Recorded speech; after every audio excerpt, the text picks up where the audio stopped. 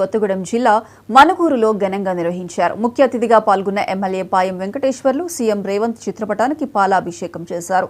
ఈ సందర్భంగా ఆయన మాట్లాడుతూ దేశంలో ఏ రాష్ట్రంలో లేని విధంగా తెలంగాణలో 2 లక్షల రూపాయల రుణమాఫీ చేసిన ఏకైక పార్టీ కాంగ్రెస్ అని కొనియాడారు. రాష్ట్రంలోనే నెంబర్ 1 నియోజకవర్గంగా పినపాక నియోజకవర్గాన్ని తీర్చిదిద్దుతామని హామీ ఇచ్చారు.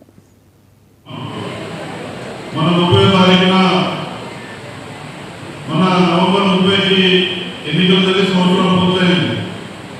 ఇవాళ డిసెంబర్ 2వ తారీఖున మనం సమావేశం జరుపుకుంటా ఉన్నాం. ఈ డిసెంబర్ 7వ తారీఖున ప్రభుత్వం ఏర్పడి 7 సంవత్సరాలు పూర్తవుతా ఉంది.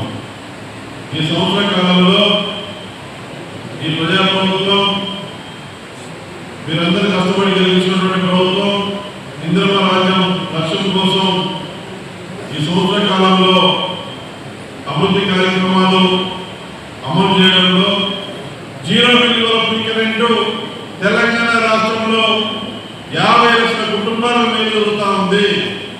ఇది మామూలు విషయం కాదు. గతంలో ఏ ప్రభుత్వం కూడా ఏ పాలనలో కూడా ప్రమాణ స్వీకారం చేసిన కొద్ది గంటలు ఏ పథకం కూడా ప్రారంభం చేయలేదు.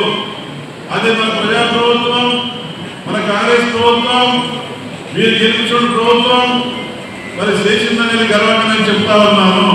మీరు కూడా ఈ విషయాన్ని గర్వంగా ప్రజలకు చెప్పాలి. దాన్ని చేసిన వెంటనే ఆరోగ్యశ్రీ పథకం, రాజీవ్ ఆరోగ్యశ్రీ పథకం 5 లక్షల రూపాయలని